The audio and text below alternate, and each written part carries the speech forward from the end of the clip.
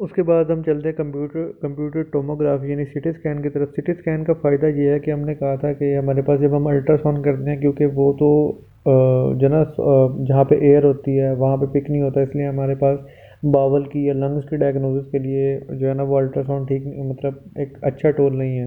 तो हम अगर लंग्स की और एब्डोमेन की एबनॉर्मेलिटीज़ फाइंड कर सकते हैं तो सीटी स्कैन हमारे पास बेस्ट टूल है, नंबर वन।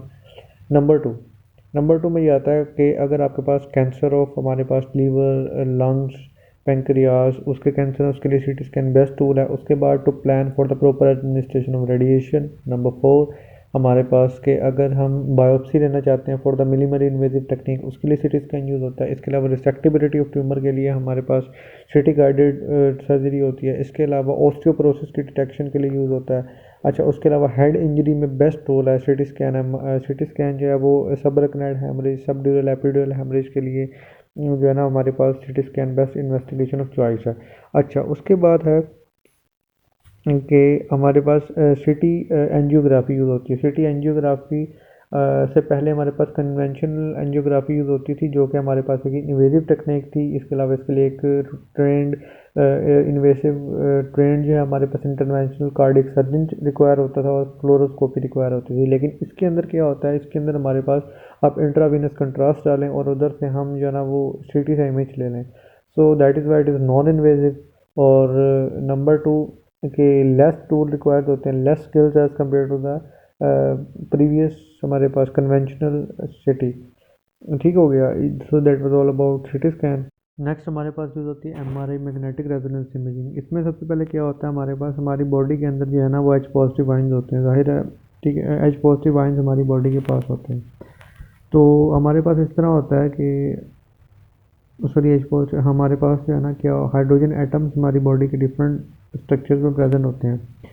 तो जब हम मैग्नेटिक फील्ड अप्लाई करते हैं ना तो उनके जो हाइड्रोजन के न्यूक्लिया हैं वो अपने आप को एक मैग्नेटिक फील्ड के अंदर अरेंज कर लेते हैं। जब हम ऊपर से उनके ऊपर रेडियो वेव्स पास करते हैं तो उनको एनर्जी मिलती है और वो अपने मैग्नेटिक फील्ड से निकल जाते हैं। जब हम रेडियो वेव्स डालना बंद कर देते हैं तो वापस अपने वो उसी मैग्नेटिक फील्ड के अंदर आते हैं न्यूक्लियर, और इस प्रोसेस के दौरान जब आउटर शेल से इनर शेल के अंदर आते हैं तो वो अपनी एनर्जी रिलीज़ करते हैं। वो एनर्जी जो रिलीज़ करते हैं वो हमारे पास पिकअप हो जाती है और हम उसको इलेक्ट्रिकल सिग्नल में कन्वर्ट करते हैं। इलेक्ट्रिकल सिग्नल से वो इमेज में कन्वर्ट होती है। इसी तरह हमारे पास मैग्नेटिक रेजोनेंस इमेजिंग की ये प्रिंसिपल है। अब इसमें जो है ना वो डिफरेंट टिश्यूज़ के पास डिफरेंट जो है ना वो जो डिफरेंट स्ट्रेंथ होते हैं, जिसकी वजह से उनके न्यूक्लियाई जो है ना वो डिफरेंट लेवल पे रिलैक्स होते हैं। अब उसके बाद हम जो है ना वो दो तरह की इमेजिंग लेते हैं, एक होती है T1 वेटेड इमेजेस और T2 वेटेड इमेजेस। और ये डिपेंड क्या करती है कि रेडियो फ्रीक्वेंसी पल्सेस की स्ट्रेंथ और ड्यूरेशन पे डिपेंड करती है कि हमने कितनी स्ट्रेंथ की रेडियो वेव्स दी थी और कितनी ड्यूरेशन के लिए दी थी।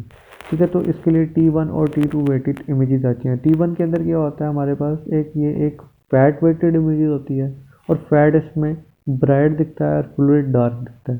जबकि T2 जो है ना वो एक वाटर वेटेड इमेजेस होती है, इसमें फ्लूइड ब्राइट दिखता है, फैट फैट इसमें जो है ना वो लेस ब्राइट दिखता है। और T1 इमेजेस जो हैं वो हमारे पास एनाटमी को असेस करने के लिए बेस्ट है, और T2 जो है वो हमारे पास पैथोलॉजी को डिटेक्ट करने के लिए बेहतर है। अच्छा, उसके बाद एमआरआई के सिटी स्कैन पे एडवांटेजेस क्या हैं। एक तो एमआरआई के अंदर रेडिएशन यूज़ नहीं होती। इसके अलावा नंबर टू कि कोई एयर या बोन आर्टिफैक्ट नहीं आता। नंबर थ्री, कुछ ऐसी कंडीशंस हैं, कुछ ऐसी कंडीशन है जिसमें अर्ली डायग्नोज बन जाता है by using MRI than CT scan. उसके बाद जो है ना वो हमारे पास स्पेसिफिसिटी और extension of disease is more accurate, और हाईली इंट्रिंसिक कंट्रास्ट इसमें यूज़ होता है। ठीक है, दोबारा मैं बताता हूँ एमआरआई और सिटी में क्या फ़र्क है। एमआरआई में तो एक तो ये है कि हमारे पास रेडिएशन का यूज़ नहीं है। उसके बाद हमारे पास क्या है कि एयर और बोन आर्टिफैक्ट नहीं आता।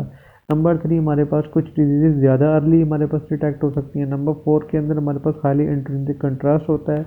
और पाँचवें के अंदर स्पेसिफिसिटी और एक्सटेंशन ऑफ डिजीज़ ज़्यादा एक्यूरेट होती है। बेनिफिट्स ऑफ ये इसके जो है ना वो आइसोलेटेड बेनिफिट्स हैं।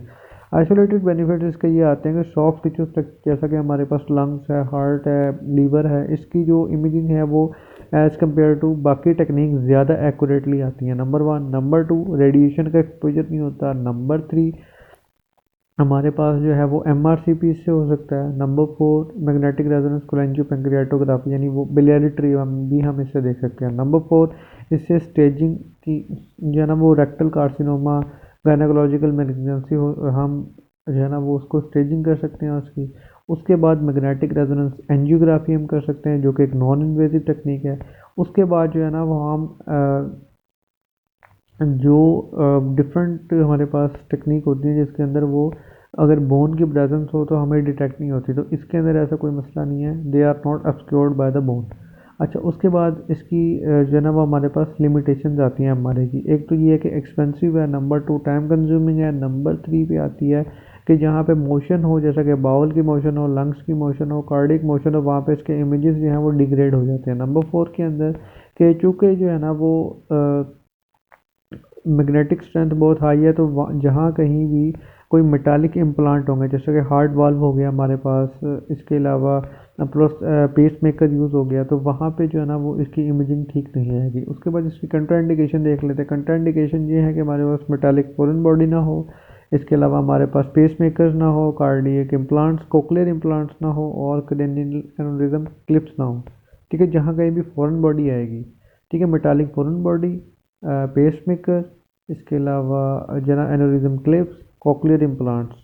ठीक है, इसमें हम जो है ना वो एमआरआई नहीं करते। That was all about MRI.